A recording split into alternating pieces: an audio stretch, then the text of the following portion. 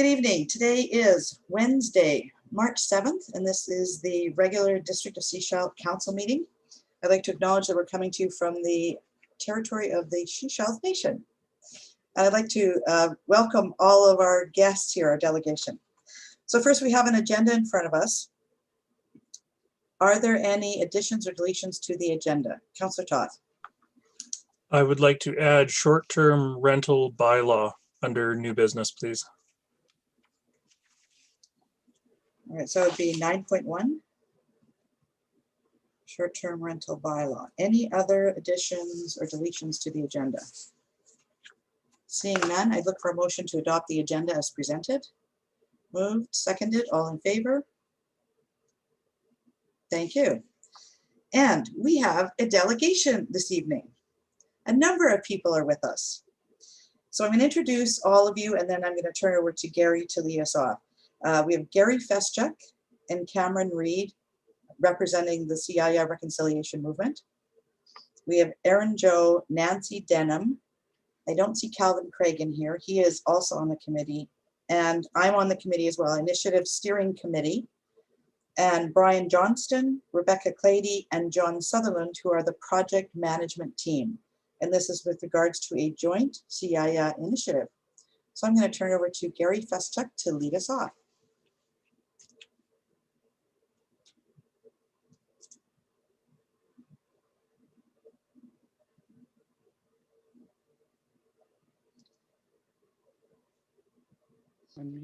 Now, can you hear me? We can hear you. Thank you, Gary.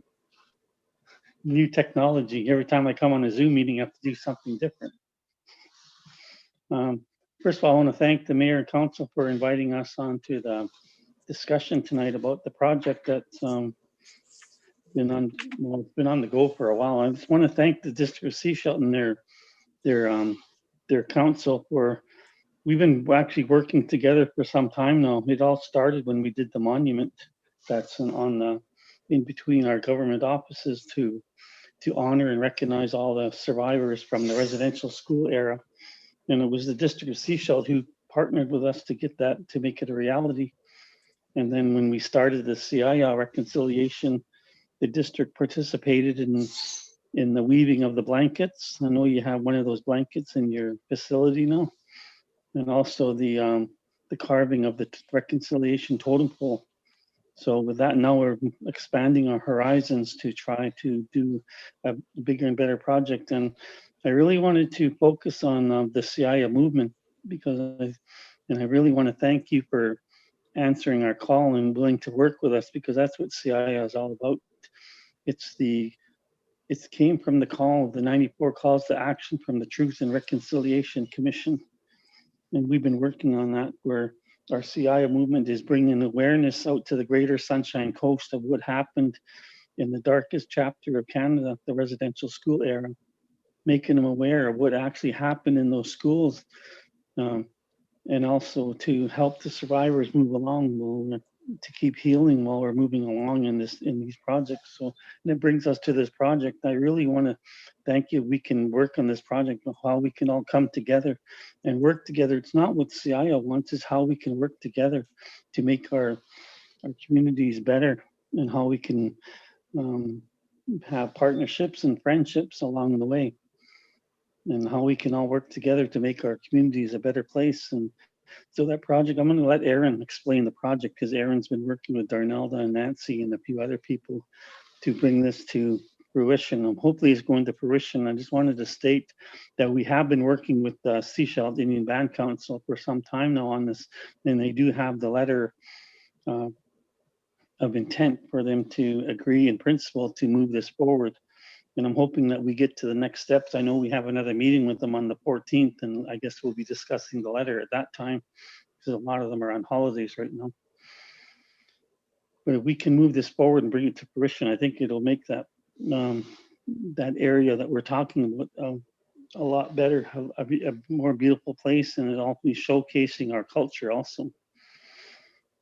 When we talked last week, that's the first time I ever heard that park was named Friendship Park. I always thought it was Dragon Park. It was because of my grandson. My grandson was 4 years old, and he kept on bugging his grandma. He wanted to go to Dragon Park.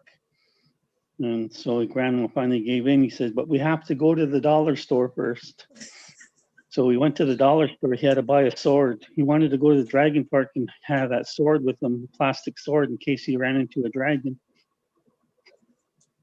And that's why I call it Dragon Park. But I really want to thank everybody. I'm really looking forward to having a proposal put into detail with the help of both the Seashell Indian Band and the district of Seashell to have ideas to try to make that into a reality, where it'll be a showcase of how First Nations and outside communities can work together. And we have been working together for many years, but this is just bringing it to the next level and expanding our horizons. And I do want to thank our past leaders, because our past leaders had the foresight of how we could all work together. You can just look at that hospital. The hospital used to be in Pender Harbor, and our band donated 10 acres to have a centrally located hospital. And with these types of partnerships, I really believe that we can all grow together. But one thing I keep reminding everybody is that we can't forget the survivors. We have to bring the survivors along with us and make sure we keep doing things for them to help them heal. And reconciliation it's not an easy process, but and I really think it may take a million steps before we get to full reconciliation, but we're well underway.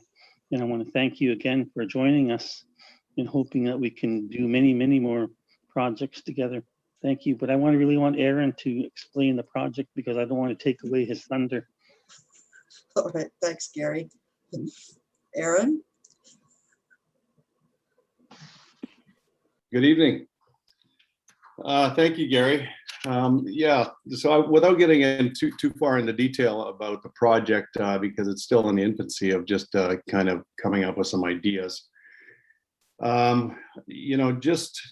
I've been thinking about this for quite some time. My mother's been asking me to sit on there's a reconciliation with her, and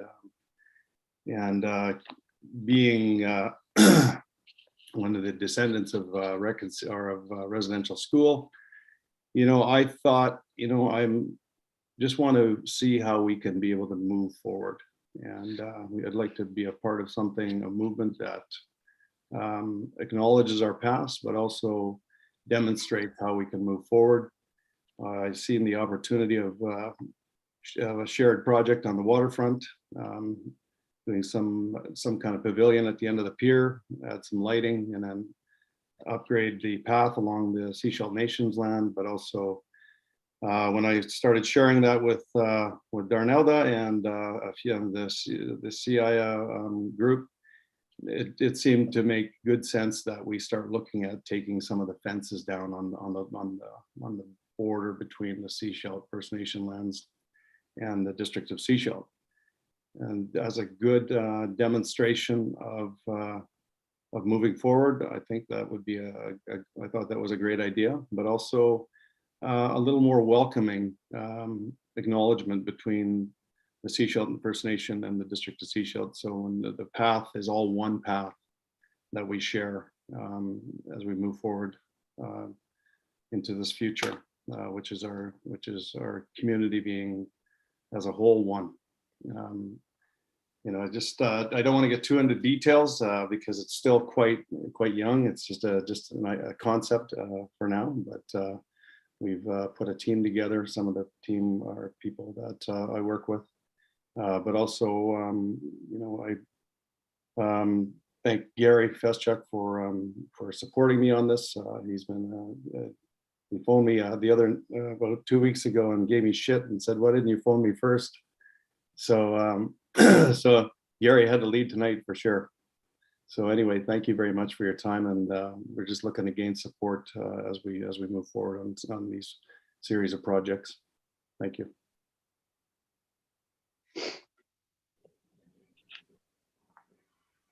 Okay, Brian, did you want to say a few words and introduce the team?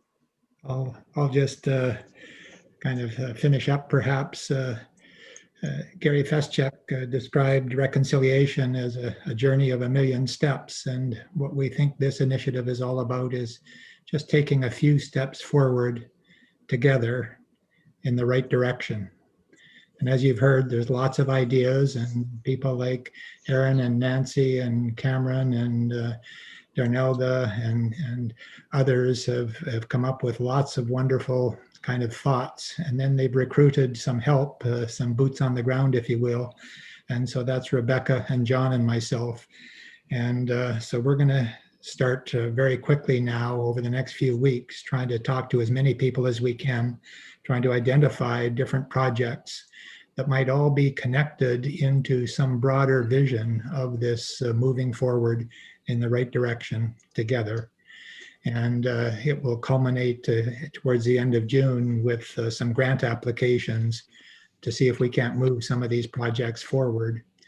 And so we've got lots of work to do, and you'll expect to get phone calls from us asking for project ideas and to clarify projects, and then to try and put them together into a broader vision so that we can start to gather some resources, both grant money and local contributions, to help move some of these projects forward.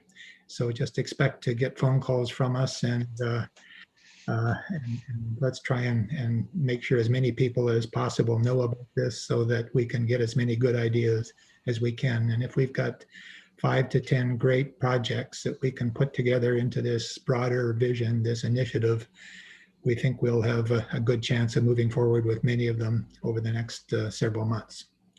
So all we're asking today is support in principle, some moral support, if you will. And with that, we'll be on the ground running, starting very soon. Thank you. Thank you. So Council, first of all, any questions of any of the committee?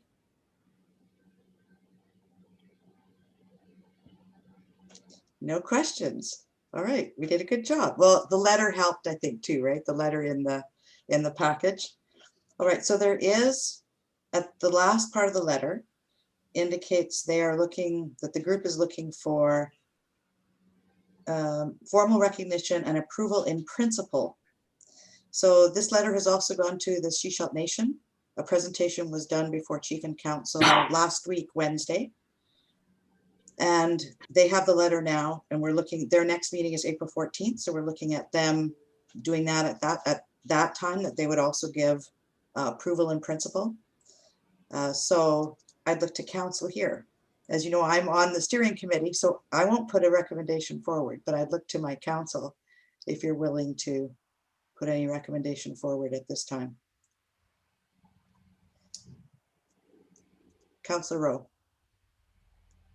I think this is a great project, and I'm really excited at the potential of it. And, you know, I'm a little bit ashamed, but I'm going to say this anyways, at the ripe old age of 59 years and 3 months. For the 25 years that I've lived here, I've really never given any thought to the significance of that fence. And, you know, that just goes to show you, you know, and I think there's tons of opportunity to build community through this. So I am happy to put forward a recommendation to support this project in principle. Thank you. And it's been seconded. Thank you. Councillor Kuster. Yeah, I just wanted to say, you know, I totally agree with Brenda. I'm happy to support this this movement and acknowledge the past and bring our community together. I think it's there's some great ideas, and I think bringing our communities together is a wonderful idea. So I'm 100% in support of it. Thank you. Councillor McLean. Yeah, like Councillor Rowe said about the fence, I think it creates a sense of othering. There's us on this side and them on the other side. So just that symbolic nature will help bring us together. But I'm also excited about thinking about other ways we can use some of that shared space that we have. Friendship Park, the waterfront, the pier. How can we use it as an opportunity to learn? And how can we recognize that this place has real significant history and meaning, and connect more people to that? That's outstanding, and I look forward to learning more and spreading that knowledge. So I'm 100% support. Thank you. Any other questions or comments? So to the recommendation on the floor, all those in favor? Thank you. Before the group departs, I want to put one more motion forward to council, and I sent this to you ahead of time. What we are looking for at this point is $5,000 to fund some of the project management costs. And I've talked with our director of finance. The funds could be available to us out of council contingency funds. What we'd be looking for is, if this grant application is successful, that these funds would be repaid to our council contingency fund from the grant. So any questions on this piece? Councillor Toth. I'm happy to move that recommendation that we allocate $5,000 from the council contingency towards the project as stated. Thank you. Is there a seconder for the recommendation? Seconded. Councillor McLean. Yeah, just a question on the motion. A common stipulation in grant applications is that funds cannot be used for the development of a grant. Are we aware of this stipulation for some of the grants that we're looking for? So for this one, no, in this grant application, all funds, all expenses from April 1st of 2020, so last year, leading into the preparation and through, can be included in the cost of this grant. Perfect. And in the funds put up. Okay, thank you. Any other questions or comments? All those in favor? Thank you. All right, thank you to the delegation. We're going to move you out of the meeting and we'll be talking later. Thank you. Moving on to our next item, number 5. This is 5.1, minutes of the 7 p.m. regular council meeting of March 17th. And this is for adoption. Look for a motion. Moved and seconded. All in favor? Thank you. Just before we do that. All right, yeah, go ahead. I have a little amendment. Okay, what page? Top of page 7. Thank you. He noted that the revised proposal now includes 24 townhomes. Mhm. It should read 34 townhomes. Okay. Was it 34 townhomes and 10 suites in it? Is that correct? Or I thought it was 24? Was it 24 and 10?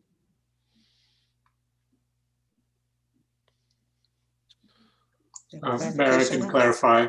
Yes, thank you. It's 34 townhouses, and originally it was 10 suites. They're actually proposing 9, Okay. but it's It should be 34 townhouses. Perfect.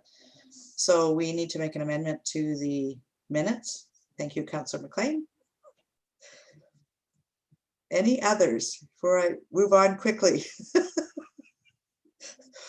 So minutes before us. Look for a motion to adopt the minutes as amended. Moved and seconded. All in favor? Thank you. Item 5.2.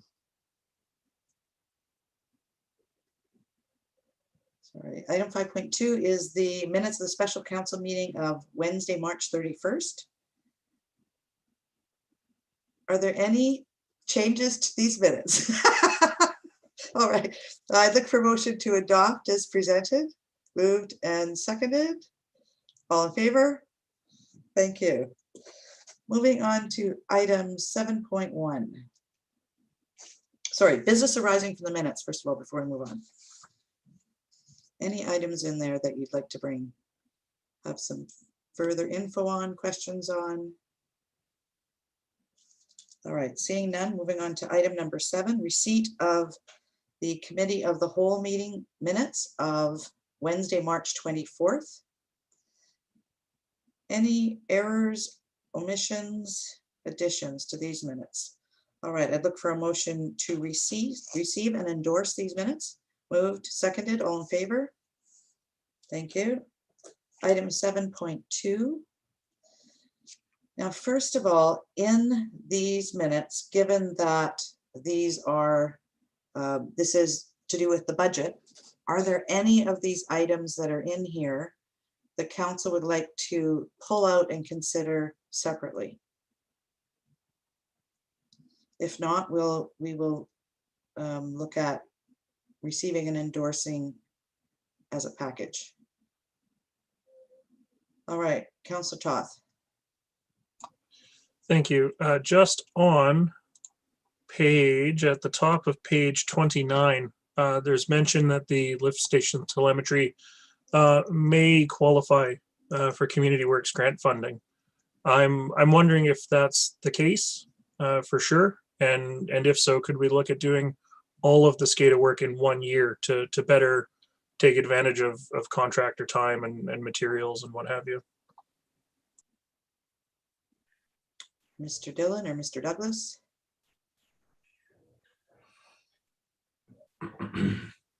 It certainly can be looked at. I guess it's the cost of what other projects may come up that we may want to fund from the gas tax revenues that we receive. There are a couple of projects in the general operating fund that may be considered, so maybe we could consider them that again later when we go through the general operating fund.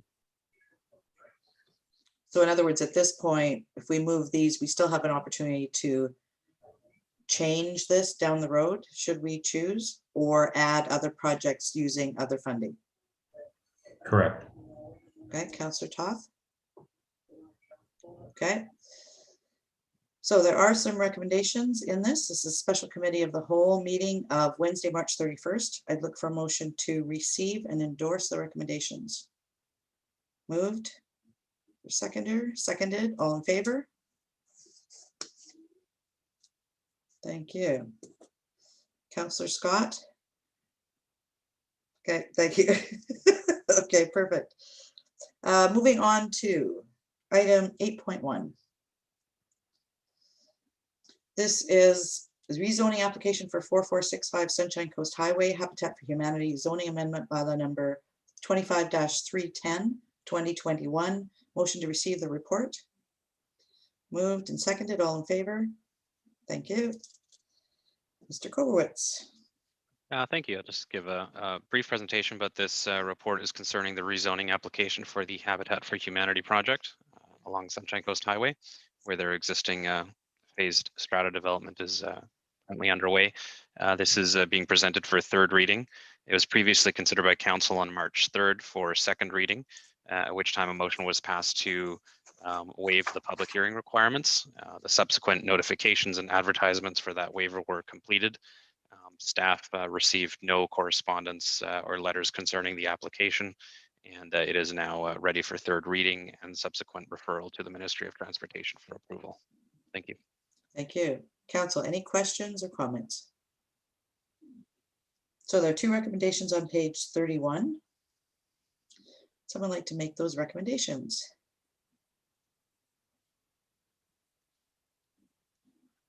Councillor Rowe? And you're muted. You'd think I'd learn by now. I would like to recommend that council give third reading to zoning amendment bylaw number 25-310, 2021, Habitat for Humanity.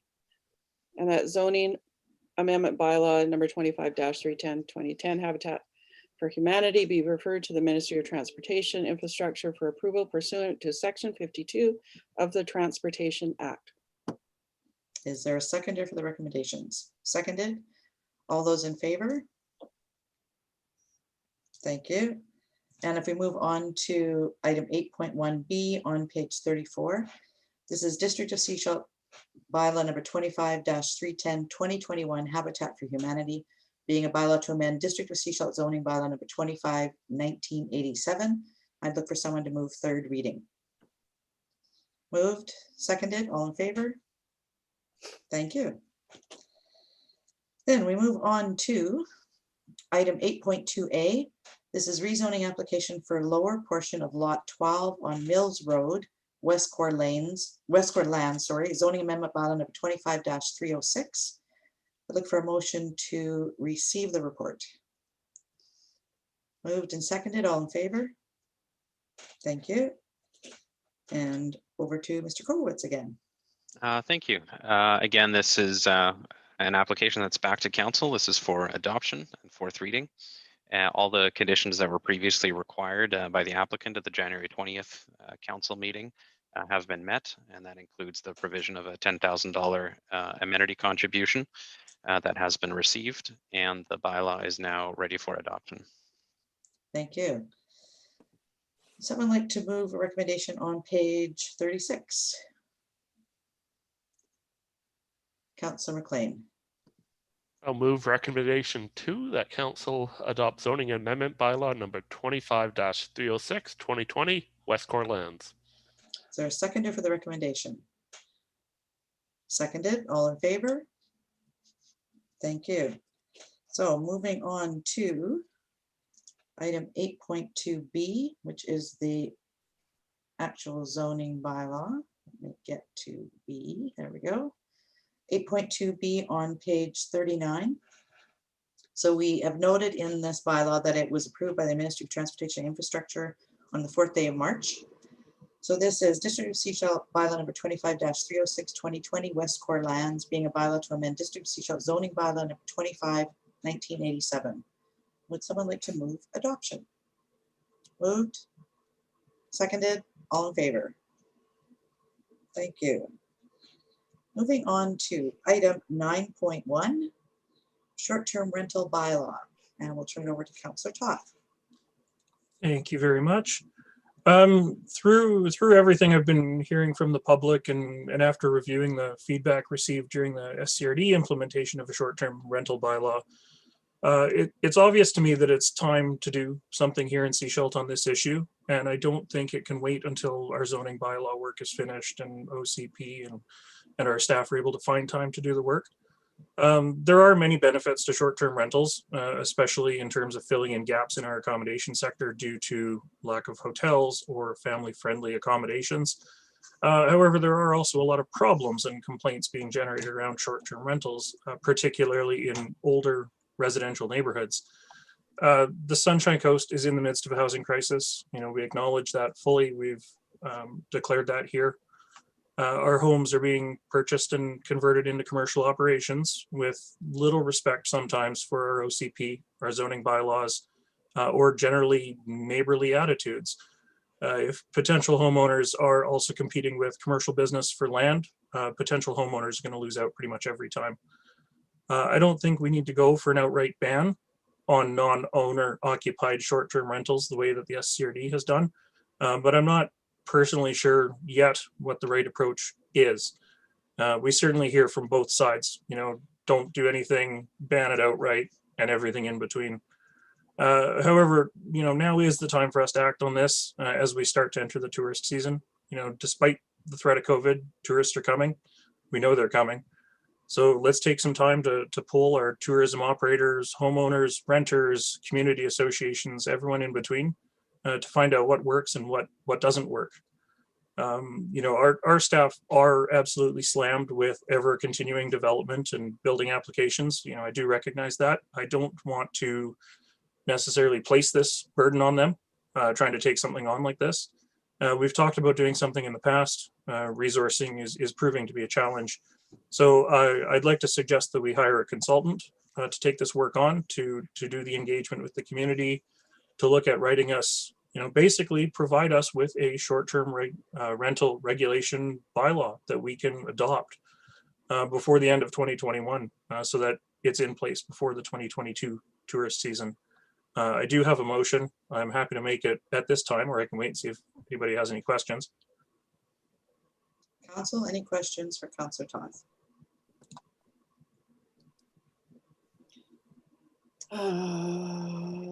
Councillor Rowe? You're unmuted, Brenda. Oh, I'm unmuted. I'm sorry. Boy, it's a good thing. Well, I think it's an ambitious timeline. And And I'm wondering whether any of staff would have a, like, or maybe Councillor Toth has a ballpark number that he thinks this fee would be. Unfortunately, I don't, which is part of asking staff to come back to budget process Gotcha. with an idea on the number. I definitely am leaning towards agreeing that we need a separate bylaw for short-term rentals. As Director Allen has said many times in the past, with regards to the zoning bylaw, not addressing any behavior issues, if you will. So I would agree with that. So I think I would be in support of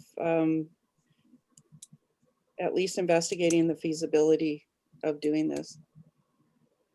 Recognizing that we need to take some stuff off of staff and get some things moving. I mean, this was one of the major things certainly that people talked to me about in 2018. Thank you, Councillor McLean. Yeah, just to speak to the exact specifics of the motion in that it is requesting to staff to bring it to our budget process. So it's, we'll get the information we need, and the budget is the appropriate time to discuss all the particular details of whether we can or cannot achieve this in the next year. So I think it's a good discussion that we should be having. Personally, I think we're 2 years late. Like Councillor Rowe said, it was a big election issue. We waited for the SRD. I think we've waited too long. So I'm looking forward to starting this discussion in our budget process. Right. Any other questions or comments? Councillor Toth, do you want to read a proposed recommendation? I will certainly read off my recommendation, which I have provided in writing to staff so that our recording secretary has it. And I did also circulate it to council ahead of the meeting.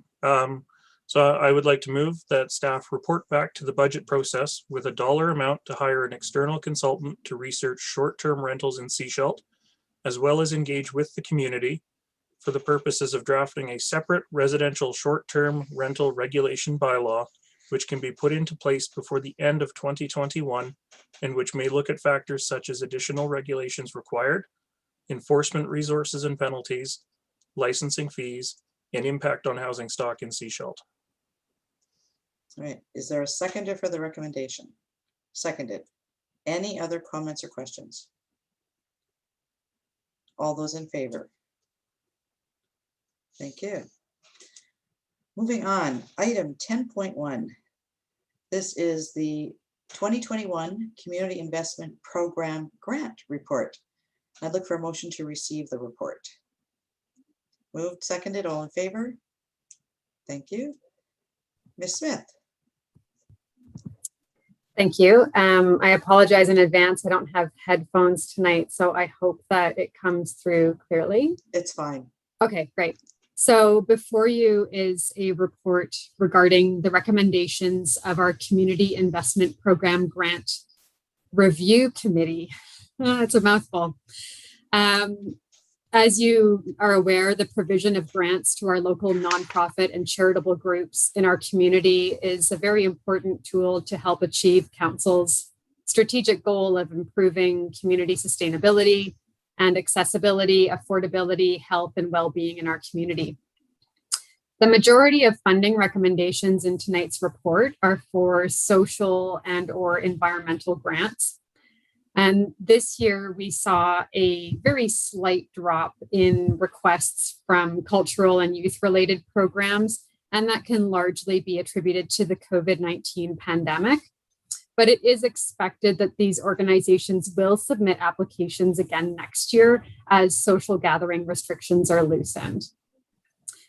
In reviewing this year's CIP grant applications, it was clear that a few of the organizations were significantly impacted by the COVID-19 pandemic, and their funding requests reflect that.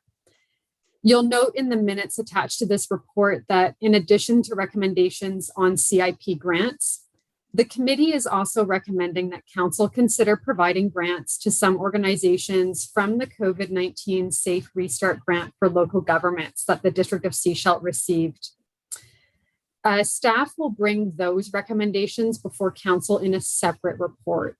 So for tonight, staff are seeking council's decision on the allocation of $47,500 in CIP grant funds specifically.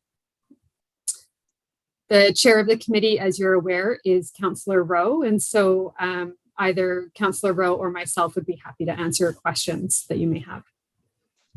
Thank you. Council, any questions on anything in this report?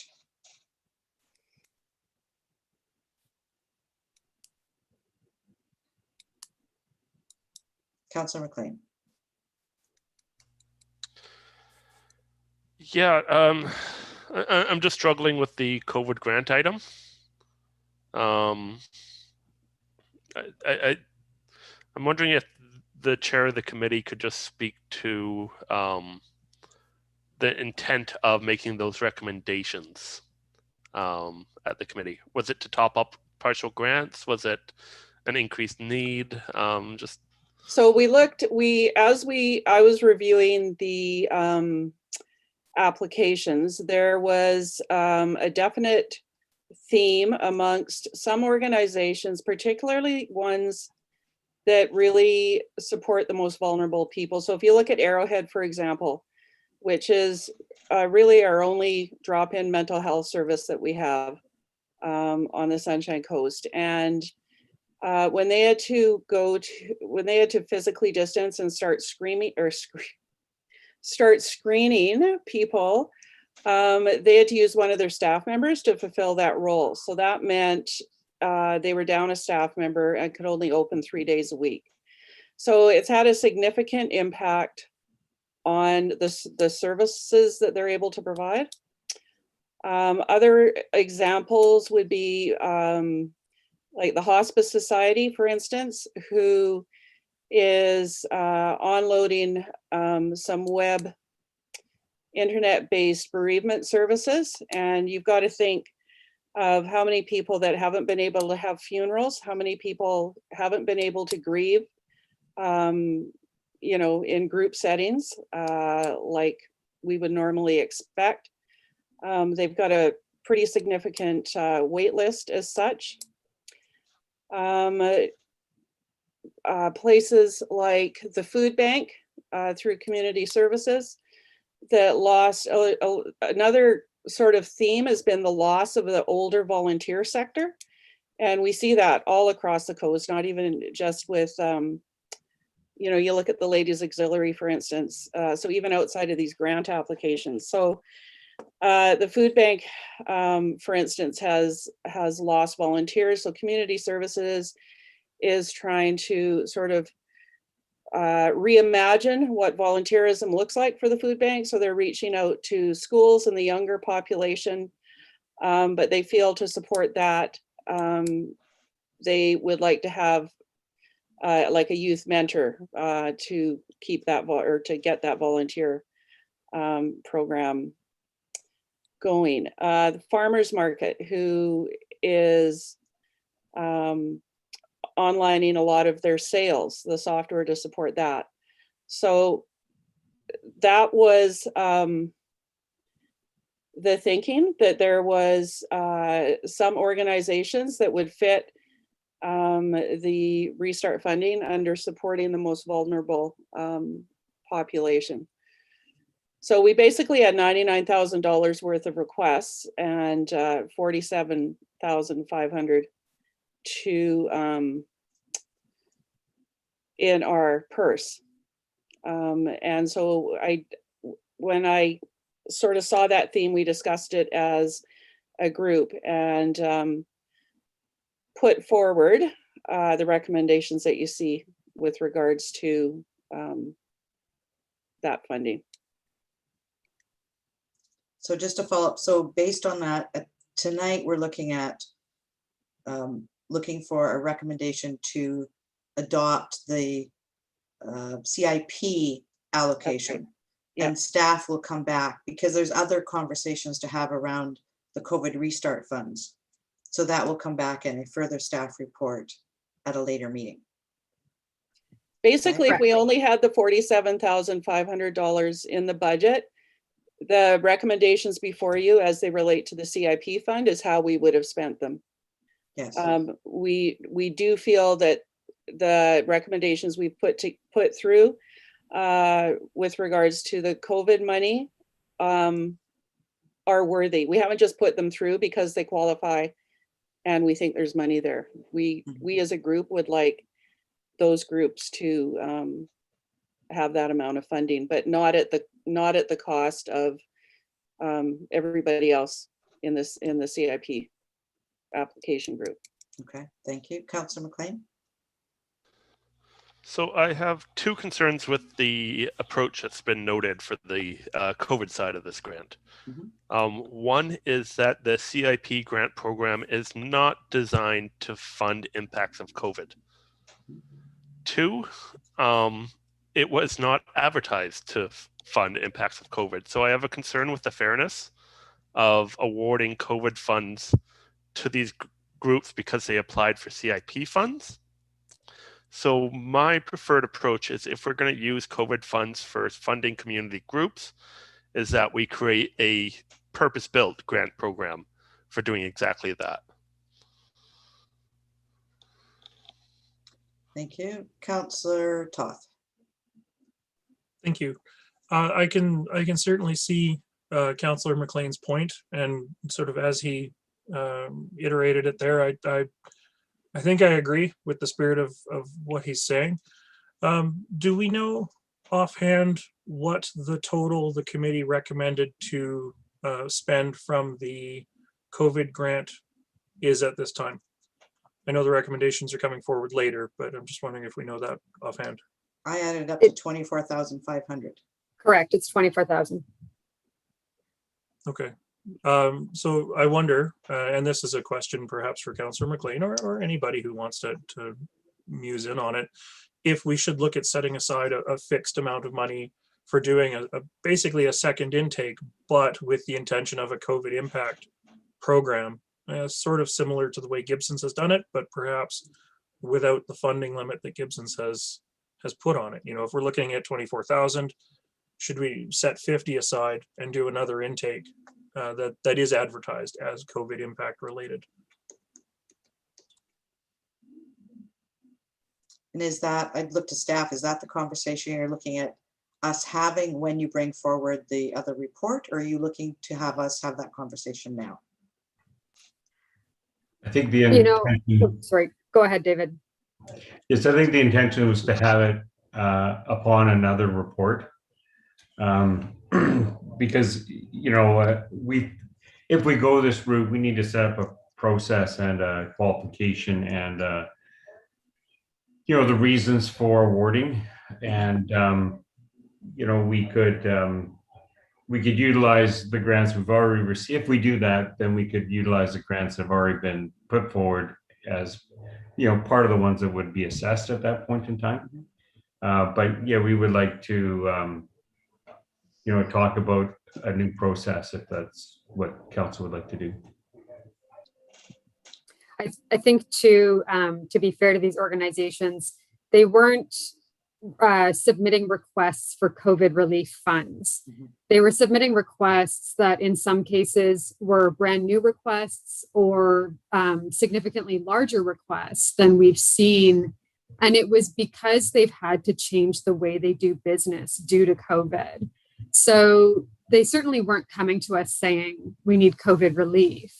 They were simply saying, we need assistance from our local government. And because it's been a lot harder for us to provide the programs and services that we typically provide for this community. Yeah, we'll bring them forward to you separately. I just wanted to make that clear that it wasn't as though these groups thought that they could get COVID relief through the CIP program. All right, any other, Councillor McLean? Yeah, I just want to provide that little bit of clarity for both council staff and any community groups that are watching. So I'm going to take a stab at a motion. I'd welcome amendments and that moving forward, but let's try this. Be it resolved that staff create a COVID-19 Restart Community Grant Program funded by COVID-19 Restart funds, and that a COVID-19 community grant line item be added to the 2021 budget. Okay, and are you considering a dollar amount for that? No, I think that I don't have that at the top of my head, so we can discuss that within the budget process. Okay. Is there a seconder for the recommendation? Seconded. All right. Any other questions or comments? All those in favor? Thank you. All right. So there are some recommendations before us on page 41 and 42 with regards to the CIP funding. Councillor Toth. Given that the CIP committee took a lot longer looking at this than I have time for, I am happy to move their recommendations as presented on page 41 and the top of 42 on our agenda package. Is there a seconder for the recommendation? Seconded. Any other questions or comments? All those in favor? And thank you, Councillor Rowe. I know that's quite a feat. And I just want to put forward thanks to Director Douglas and Siobhan and the rest of the very fun team. All right, there is an attachment, just to make it formal. I'd like to look for a motion to receive the minutes of the Community Investment Program meeting of Friday, March 26th. Moved, seconded, all in favor? Thank you. All right, anything further from this? All right, let's move on to item 10.2. And this is UBCM Strengthening Community Services 2021 Grant Program. Look for a motion to receive. Moved and seconded, all in favor? Thank you. I guess it's me and Councillor McLean who were talking to this one. So this recommendation is to apply to the Strengthening Community Services Grant Program to fund two positions. One is the municipal support position at the RCMP to handle things like block watch, neighborhood watch, community support to do with the impacts of homeless and homelessness in our community. And the other position is for a homelessness coordinator. What we're finding is that there are multiple organizations that are dealing with the homeless and services to the homeless in our community, but they're not really talking to each other. And we seem to have to work very quickly in some cases to bring those services together to provide the supports that are needed, because they're busy doing what they're doing and they're not necessarily communicating with each other. So each of these positions in this grant application could be funded for 1 year, which would allow us to put some processes in place. And then at the end of that year, we could determine whether or not they would be positions that we would want to continue to fund going forward. Councillor McLean, did you have anything else to add to this? Yeah, thank you. So I don't think it's just coordination. It's also providing the human capacity. A lot of the time we identify good ideas, but all the players at the table will be like, I don't have time to do that. I don't have time to do that. It's not in my mandate. So this is the homelessness coordinator in particular is someone who has that capacity to take on these ideas, to develop them, to apply for further funding. It's just adding a little bit of capacity to our support for vulnerable people that can provide that flexibility so we can really move this projects forward. Likewise, on the RCMP side, it's the coordination, but it's also the RCMP sits at these tables, people bring them ideas. They're like, yes, this is a good idea, but we don't have the time. It's somebody to kind of take that on, move it forward, and actually get these good ideas moving. I'll add one other piece is this grant actually is put out by the province. They are encouraging municipalities and districts to apply to this because they also recognize the impact of the unsheltered homeless population, and it specifies that in the grant, that it's for unsheltered homeless populations in communities. So they are looking to us to provide the additional capacity, as Councillor McLean has indicated. Councillor Toth. Thank you. I am totally in support of seeking a grant to try and fund these positions. I'm a little hesitant, I suppose, when I think about what happens once the year is up. I'd love to believe that we're going to solve homelessness in 1 year, but I just can't. I can't believe that that's going to be the case. So recognizing that it is a Sunshine Coast-wide problem, it is identified as a Sunshine Coast-wide resource. You know, if we're talking about wanting to carry this position forward in any capacity, you know, we need to start planning with Gibson's and the SCRD, the Seashell Nation now, because I don't think it should be up to Seashell to fund a position like the homelessness coordinator exclusively. And I know that at least with the regional district, I'm not sure how the regional district could contribute to this service. You know, we've talked about a social services function within the regional district, but it's not there yet, and it would still need to get approval to be set up before we could look at funding. So totally in favor with trying this out, but I'd hate to get people's hopes up thinking that this is going to be a thing moving forward, and then in a year's time when the money runs out, we're back to where we are now because we can't fund these positions on our own. So thank you. Good point. Councillor Rowe. Two questions. One, what is the financial potential of this grant?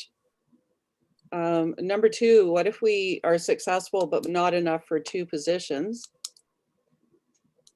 And number three, are we able to attach any sort of metrics or like performance indicators or goals for these positions so that at the end of the year, and I'm not sure actually that a year would be enough, but that, you know, we can have some sort of measure of their success to speak with the community about the value of those positions.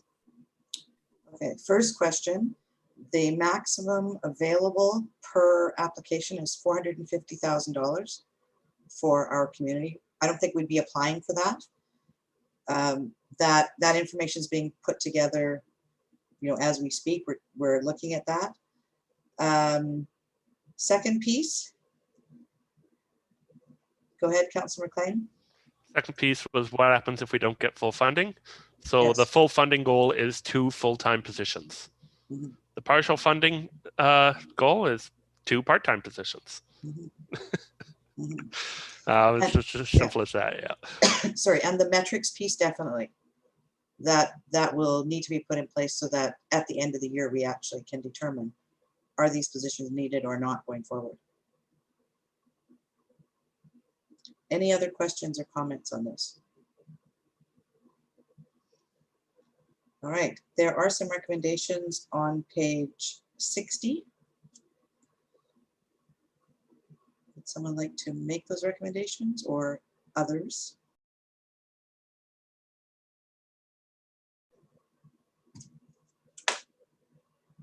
Councillor Toth. I will move recommendation 2, that council direct staff to apply for a grant under the Union of British Columbia Municipalities Strengthening Communities Services to fund a municipal support position at the RCMP and a homelessness coordinator, each for 1 year. And recommendation 3, that council indicate support for the current proposed activities and indicate a willingness to provide overall grant management. Is there a seconder for the recommendation? Seconded. All those in favor? Thank you. All right, then I would like to put forward another recommendation to do with this. Over the last week, we've we found out that the Sunshine Coast Foundation actually has some out-of-cycle grant money available that they were open to us applying to fund a grant writer for the grant for this program. And the reason we were looking at doing this is the deadline for this application is next week, Friday. We don't have the capacity among staff to pull this together right now. So within the last week, I'm begging for forgiveness from council because I actually applied for the grant from from Sunshine Coast Foundation, and they turned it around in a week and approved us for $2,500. And I'd also like to request that council allow us to allocate $1,000 from COVID funds to pay the contractor. So we're looking at $3,500, $1,000 from COVID restart funds, and $2,500 from the Sunshine Coast Foundation. So the motion I'm looking for is that we apply to the Sunshine Coast Foundation for a grant for $2,500, accept the funds if they're provided, and allocate $1,000 from COVID funds to pay a contractor to write this grant. Is there a seconder for the recommendation? Seconded. Thank you. Any questions or comments? All those in favor? Thank you. All right, moving on. Item number 10.3.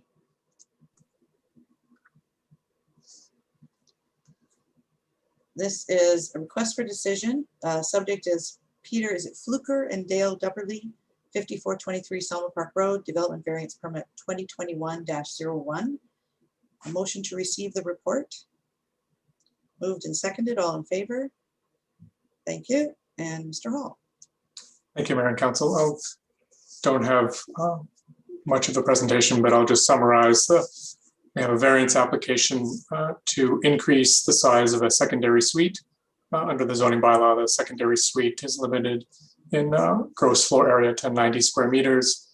The applicants are looking to increase that size by about 27.85 square meters, I think it is, over the 90 square meters. There is an existing dwelling on the property. The applicants are looking at building an addition to that dwelling. And what is being proposed is the existing dwelling as a dwelling unit would become the secondary suite. The addition would become the main house dwelling unit. And under the zoning bylaw, the main house is considered one dwelling unit. The suite is considered a separate dwelling unit because they both have separate kitchen facilities. And the existing dwelling, when it was constructed, doesn't meet the 90 square meters for the secondary suite, hence the request for a variance. In association with the variance, obviously, regardless of the outcome of the variance for the proposed addition to the house, they'd require a development permit and flood exemption request. That's being dealt with by staff separately. But tonight before you is simply the variance request for the secondary suite size. If you have any questions, please let me know. Thank you. Council, any questions on the property? Councilor McLean.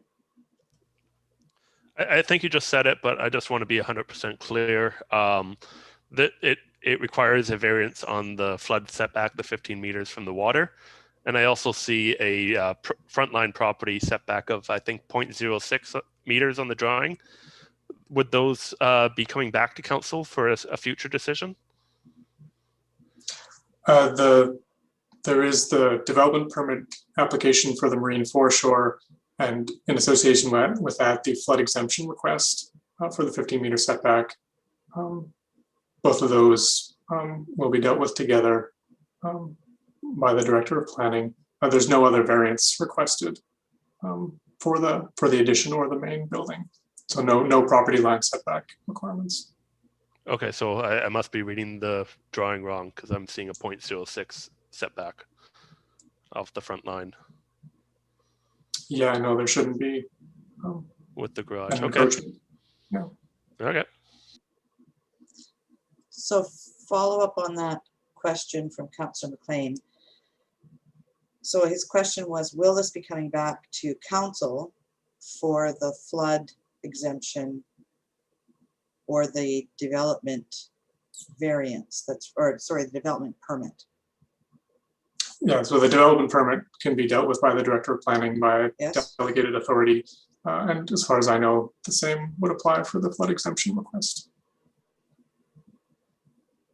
But I can double check that. Okay. Maybe Director Allen would know that. Yes, the site plan on page 70 does show a garage quite close to Summer Park Road. So we will certainly ensure that any new construction meets this required setback, or if not, there would be a separate process to deal with that. Right, but I think the question has to do with the fact that this home is within the riparian zone because it's within the 15-meter setback. So the question is, will this be coming back to council? Is that something that's a council decision, or is that something that is delegated to staff?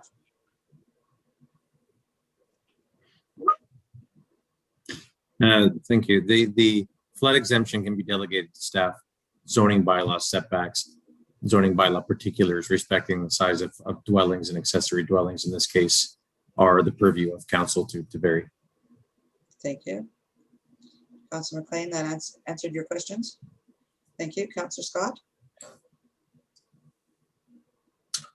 The original house, when it was it built on an existing foundation? Is that how it managed to get so set so far forward of the 15 meters? No, the existing house previously received a development permit and flood exemption for that house.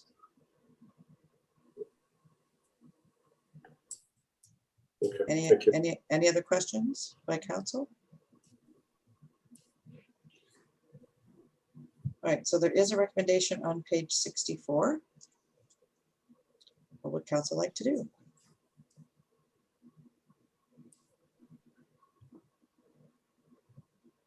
Councilor McLean? I will move recommendation 2 that council approve development variance permit 2021-01 for Lot C, Block 60, District Lot 1329, Plan 15151 at 5423 Summer Park Road. Is there a seconder for the recommendation? Seconded. Any further questions or comments? All those in favor? Thank you. Moving on, item 10.4. This is Local Government Development Approval Program grant funding. And first, a motion to receive the report. Moved, seconded, all in favor? Thank you. And Mr. Allen. Thank you, Mayor Seegers. And imagine that, another grant funding opportunity. But hey, this one significant and large. Our work plan is presently very full, but this can and does align to how we project our work plan into the latter part of this year and into next year. And so my thinking here is one of the key criteria is to undertake a comprehensive review of development approval processes that can lead to increased effectiveness and efficiency. And council and staff in public forums such as this have pondered the official community plan, its age, its usefulness, and so forth. So adopted in 2011, it's midlife. And to pull a comparison to BC Ferries, we could consider a midlife upgrade to our official community plan. And there's lots of areas where we can improve upon our effectiveness and our efficiency of development approvals. And so to me, it felt like there's a nice fit there. So this is a grant administered by UBCM. We have a deadline of May 7th to apply, but I wanted to get it in front of council as early as possible, in part to know that we've got authority and endorsement to do this, and in part to allow some time to focus on an excellent grant application. And so what I propose is to examine our development permit areas. And I think many councillors have seen a variety of development permit areas and the challenges that they present, be it the application we just reviewed through to, hypothetically speaking, an industrial building in Seashell Inlet Crescent, and all of the criteria and policies and guidelines. And there's a lot of good content there, but we feel they could be streamlined and simply made more effective. And I really well and truly think a review of all of our development permit areas and the amenities and the density that come part and parcel with developing, particularly multi-family affordable housing. I really think that there's a solid fit here. So part of the grant application is to draft a budget, and I put together very much a draft budget. Pardon me while I just search the page number here.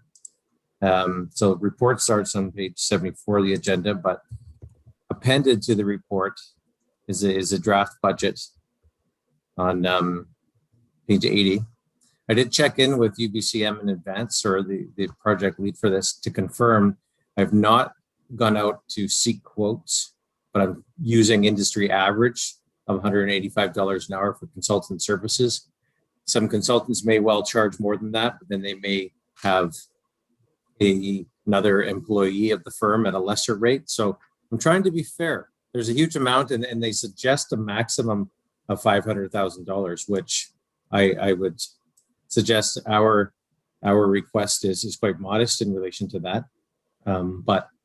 So I am coming in seeking less than the maximum, thinking that might strengthen our cause and our application. And as council is also aware, we're seeking assistance in the form of development planning in this year's budget, and there's an opportunity here. I put in a suggestion for half a year's salary and benefits of a development planner. There's a possibility to even consider increasing that. But again, as I say, it's a balancing scale between getting what we need or would like and remaining a competitive bid within this grant opportunity. So I will turn over to council for discussion. Thank you. Council, any questions or comments?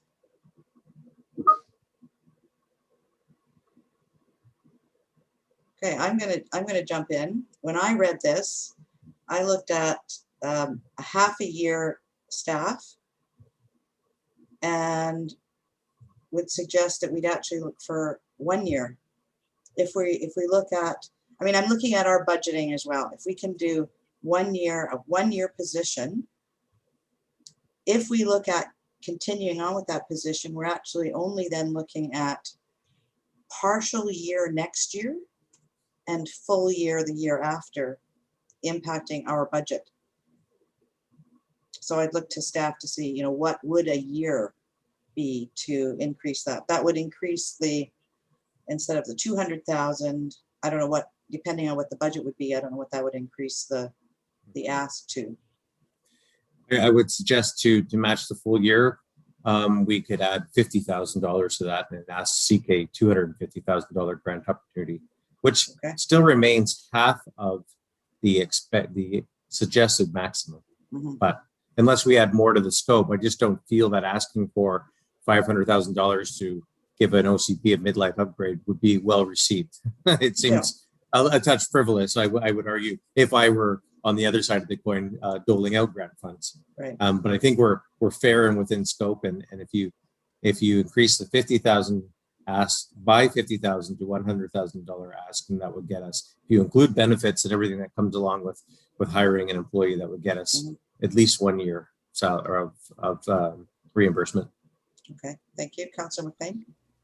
Yeah, so I'll start with that position. I believe the same ask was made in our budget process for Planner 2. So the question would be, what happens if we don't get the grant? Do we want to save that money, or are we willing to risk not having a planner, that additional planning capacity? It's the same thing with our Wakefield lift station. We're waiting on a grant, so we can't do that project that we desperately need to do.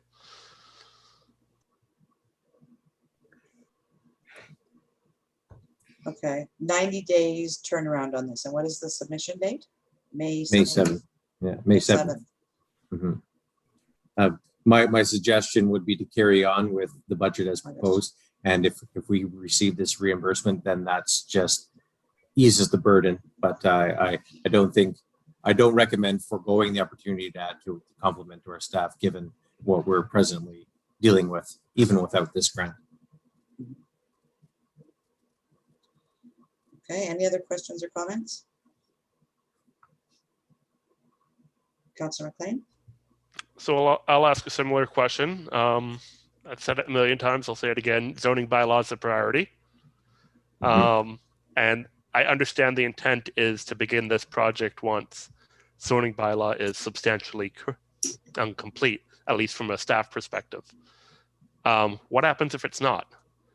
If we are still working on the zoning bylaw in late 2021, when this grant is due to get started, do we start pivoting to work on this OCP stuff and the zoning bylaw gets further delayed?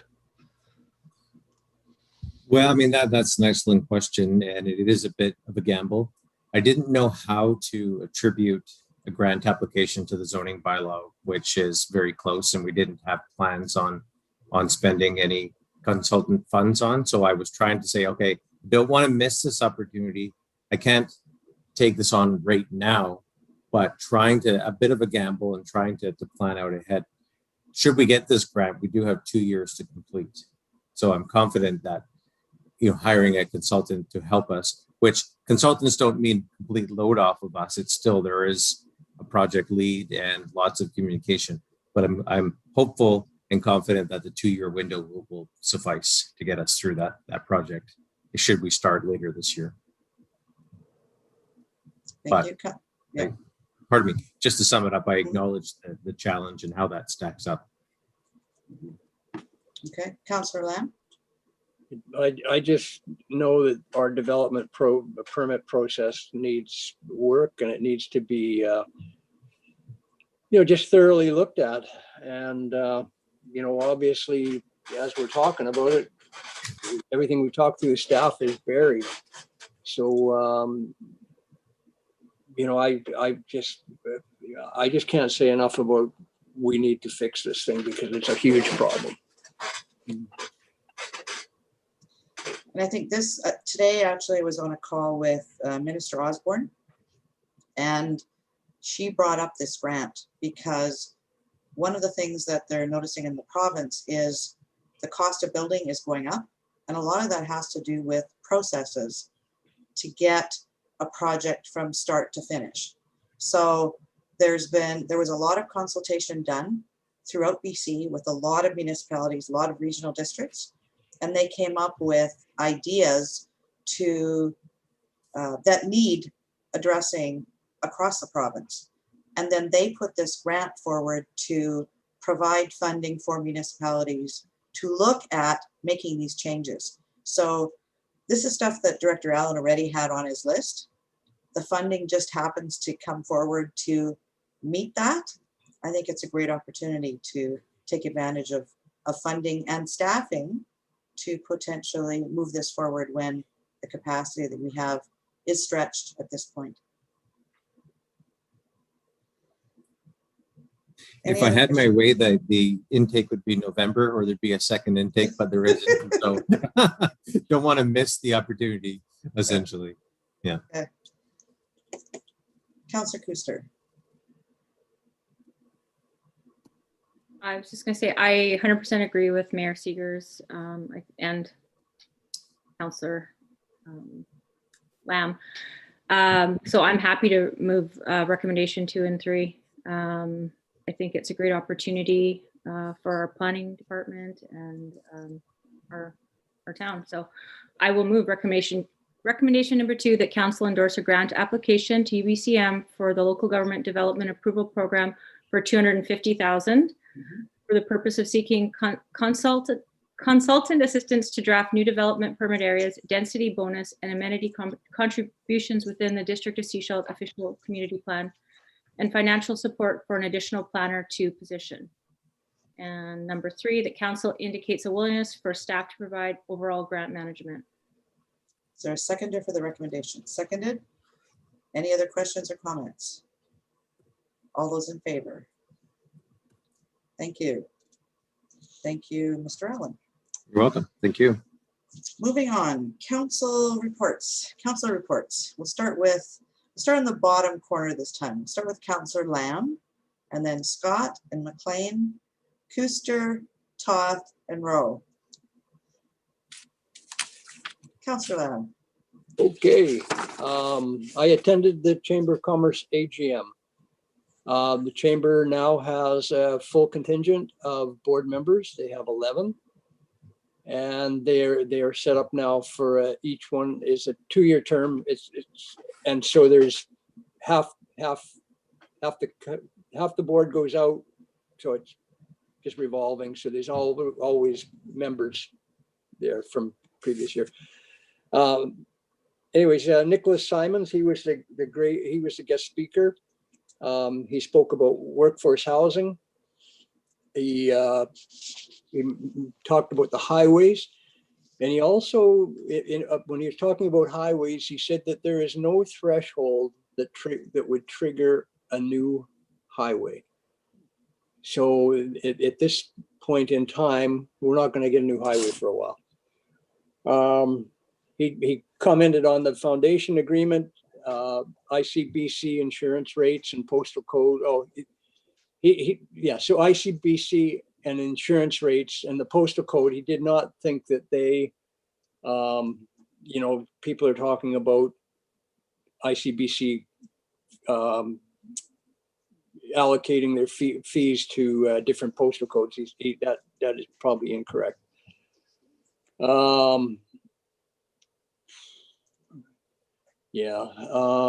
Federal provincial gas government spending. Yeah, and then I guess one of the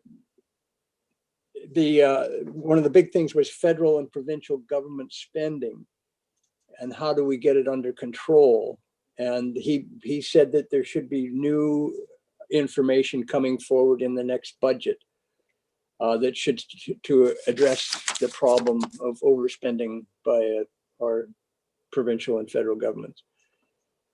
And then he said short-term rentals, there should be some new news coming up, he said, in approximately 2 months that would be coming out of the provincial government. So they're going to try to address it also. So there you go.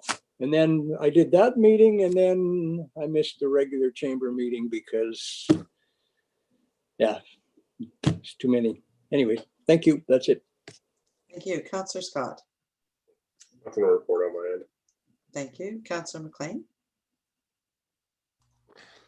Not a whole lot to report. There's a housing committee meeting tomorrow at 7 p.m. on Zoom website. The link to the Zoom meeting has been posted on the CSHOT website. At that meeting, we're going to discuss some of the actions that we're planning to take following the March 1st emergency housing meeting.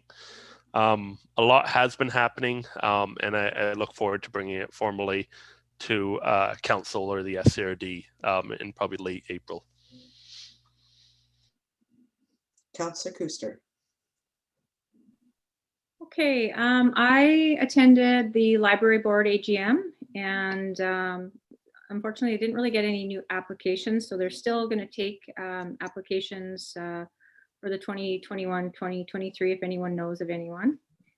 And just wanting to once again radiate, I can't even say the word, sorry, long day, just the amount of work that Leanne and her staff do. Every time I attend a meeting and I see that big long list she presents, I'm like floored, like just with her STEAM kits, which stands for science, technology, engineering, art, and music. And she had, I think, ran 9 spring break programs for kids. She has tax clinics going on, and so on and so on. And I can't say enough about what she does and her team does at the library. And I had no idea up until that point. So it's pretty impressive the amount of stuff she accomplishes, they accomplish. And yeah, it's impressive. I also attended the Youth Advisory Committee meeting, and not a lot of programs are trying to get up and running. COVID has definitely affected a lot of the programs. Some have kind of even come to a standstill.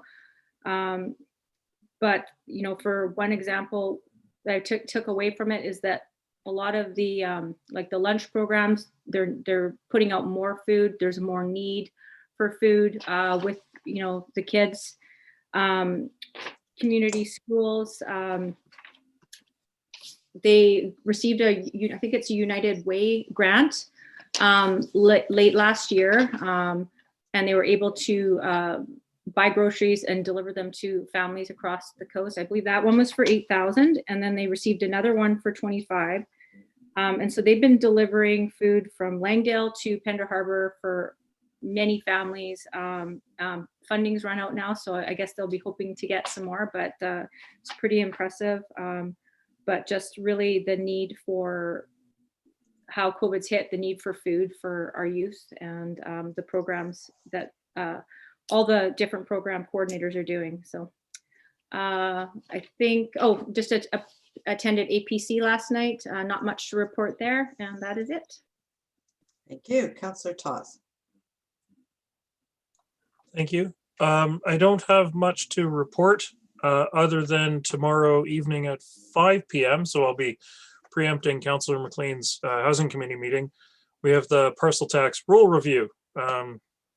Which if it's anything based on last year, it will be an exciting affair. There will be singing and dancing and popcorn and guest actors and appearances. So you should definitely come check it out. I don't really have anything to report otherwise. Councillor Rowe. I'm totally stressed out about the parcel tax. I don't know. I didn't know we were supposed to have a performance ready. You're the singer, yeah. Great, Alton. Okay, a couple weeks ago, I participated in the Game of Floods, which was a fun-filled evening of online game boarding in our pretend town of hydration. And so that was really interesting, looking at the impacts of potential flooding of different degrees and trying to plan for it as a municipality, although I was a farmer. But that was good. That was great to get out online and interact with some different people. It was fun. Then we, of course, had the CIP meeting, which was a fun afternoon as well. I attended the Poverty Reduction Forum for Gibsons, which is one of the forums that the Poverty Reduction Plan is putting on. The next one is in Sechelt on Tuesday, I think. When I say April 13th, yeah. Tuesday, of course, 13th. it's Zoom, Mhm. but they're sort of directing them to specific areas. So that one's on the 13th. And then for some extra special fun, I'm going to start a new job on Monday, taking a leave from the operating room and going to go oversee the vaccination clinics for the coast. So that's going to be a good challenge for me. That's it. Thank you. I'm excited that you're taking on that position. I've seen what you've done over, during the time we've been together here, and I think you'll do fabulous in that role. So thank you for taking that on. So besides all the other things that people have mentioned, I'll mention a few things that I've done in the background. I've had a couple of meetings with some developers. While we're looking at workforce housing, affordable housing, housing of all sorts, what we also need is rental housing, and we need assisted living facilities. So I've met with developers over the last couple of weeks here to talk about assisted living and rental housing. So potentially some projects will be moving forward in those. Obviously, it'll take some time to get them, up and running, but there is interest in the community for moving those forward. So watch for those. I had another meeting with regards to mental health and addictions with the Sunshine Coast, or Sechelt Hospital Foundation. So we'll be looking at having some joint meetings to see how we can move some of those initiatives forward in the next while. I want to thank staff for the budget participation sessions that they did with the community. I know it took all of staff pulling together to make those happen, but I think the information is out. We've had way more views on those sessions than what we've seen come to our other meetings in previous years. So thank you for the work. I know it was a lot on all your parts. Thank you for all the stuff you did. Today I had a call with Minister Osborne and the Deputy Public Health Officer talking about the vaccine rollout, and the information that they indicated was that they're looking that by the end of June, they're anticipating that all those 18 and above in the province will have vaccines if they want them. So as we've heard, Councillor Rowe will be involved in that here on the Sunshine Coast. You probably noticed that some of the pharmacies have signed up to be able to give vaccines. The vaccine that they'll be looking to give out would be the AstraZeneca, and there's one other one that is similar to AstraZeneca, similar vaccine made by a different company. What the Deputy Health Officer indicated today was out of an abundance of caution, they are not putting those vaccines out right now, and they are doing more testing to ensure that some of the issues that have been indicated in other countries around that are not an issue. One of the comments made on the call today was that there was blood clotting showing up in women more so than in men with the vaccines. And what his comment back was, given that it's a lot of the health officials or health workers that have actually been given the AstraZeneca in Europe, and the majority of those are women, we will see skewed results in effects of the vaccine. So all of that information is being looked at right now. And once they've figured out if there are issues or not issues, whatever, then those will be starting to roll out through the pharmacies.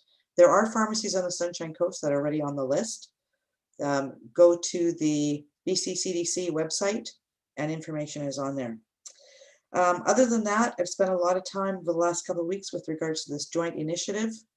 When we were starting to pull the group together, we figured that the first group we wanted to meet with was the CIA Reconciliation Group, and then Sechelt Nation Chief and Council, and then District of Sechelt Council.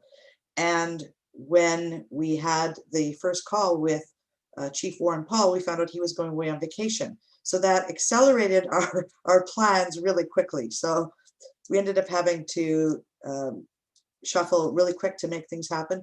I want to thank Council here, because when we set up the meeting with the Sechelt Chief and Council, I put the invitation out to you to attend, and I know the majority of you actually shifted your schedule around to attend. So it was very nice to have you there. Thank you for doing what you did to be part of that. That's all. I just want to reiterate, Councillor Rowe mentioned the Poverty Reduction Forum on Tuesday, April 13th. It's at 7 o'clock. You do need to pre-register. So find that, come join us. It will be 1 hour, a 1 hour session. It's open to everybody in the community. And that's it. And I'll turn over to Councillor Toth for his SCRD report. Thank you. I managed to actually get this one into our staff before the agenda deadline, so I didn't have to distribute it late. The majority of it is here in my report. Happy to take any questions. Councillor McLean. So the first one's obviously close to my heart. So thanks for the endorsement of the call to action.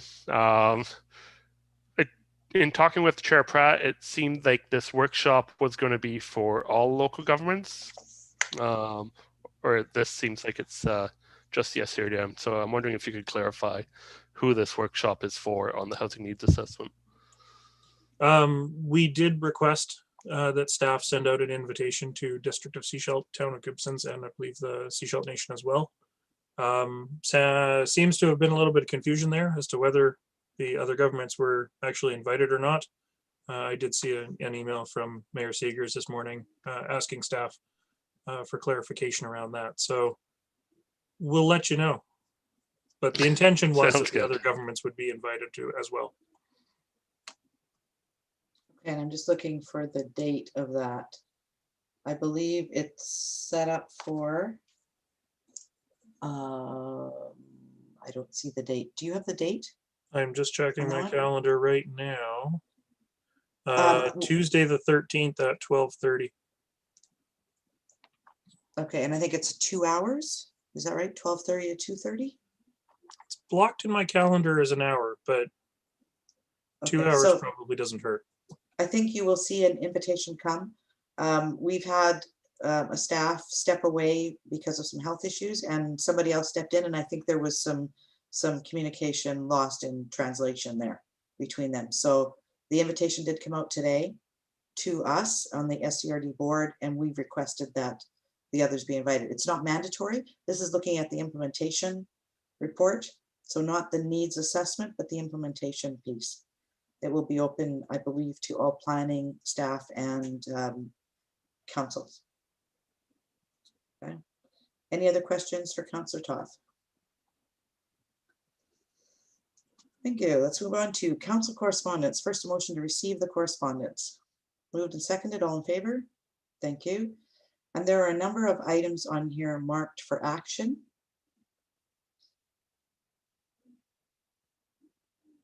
I'm going to look at number 9 first, because that's one that we definitely should look at some action. They're looking for a letter of support from the SCRD for an application to the Fire Smart Eco Recovery Grant Program. This would be a Fire Smart program for the Sunshine Coast, and funding provided to implement that. As the regional district is responsible for emergency management on the Sunshine Coast, they would be the ones applying. Councillor Toth. Given that I signed this letter on behalf of Chair Pratt, who was unable to sign it at the time, I'm happy to move a recommendation that we provide a letter of support for this initiative. Thank you. That's been seconded. Any other questions or comments? All those in favor? Thank you. Any others? Councillor Toth. Thank you. Looking at number 8, the Campo live-in caretaker. They're asking that we write a letter giving reasons from a municipal point of view. I know from my history in scouting, it makes a difference having a live-in caretaker, not only for the maintenance of the property, but also the security of the property. You know, during COVID times, especially, the youth programs aren't running as intensely or at all. And you don't want undesirables, let's say, moving into this property because they know that it's vacant at any time, but especially right now during COVID times. And so I think it's important that they maintain a caretaker if it's at all possible. And so I would be happy for us to provide a letter supporting that stance. Thank you. Is there a seconder? Seconded. Okay. Any other questions or comments? All those in favor? Thank you. If I can, just one more comment on that to Yes. include in the letter. In the housing crisis that we're in, every house counts. There's already a house there that's meant for a caretaker. So I'd much prefer to utilize that house than require a caretaker to live off-site and maintain the site. Thank you. Any other correspondence that you'd like us to address?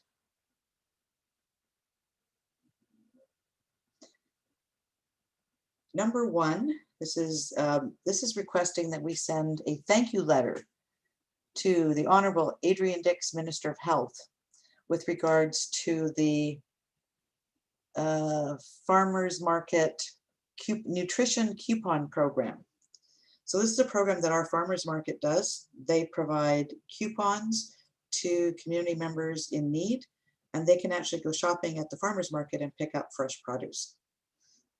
So on the Sunshine Coast, it indicates $22,938 was given out through this program on the Sunshine Coast. So this letter is just requesting that we send a thank you letter to Minister Dix for supporting this program. I'll make that recommendation. Seconded. All in favor? Thank you. Any others? Councillor Toth. Looking at item number 2, May 3rd, light up green for Lyme disease awareness. I know that municipal hall tower has been lit up before for various functions. I'm wondering if this is something we are capable of supporting, and if it actually even requires a council motion to indicate, or whether staff will look at this under its own merits and decide whether or not to do that. I'm going to ask Mr. Yates to respond to that one.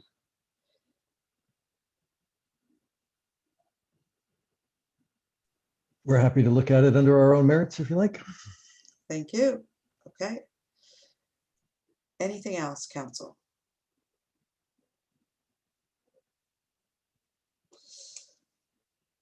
Any emergency items? And none for staff, your worship. Thank you. I look for a motion to adjourn. Moved and seconded, all in favor? Thank you very much.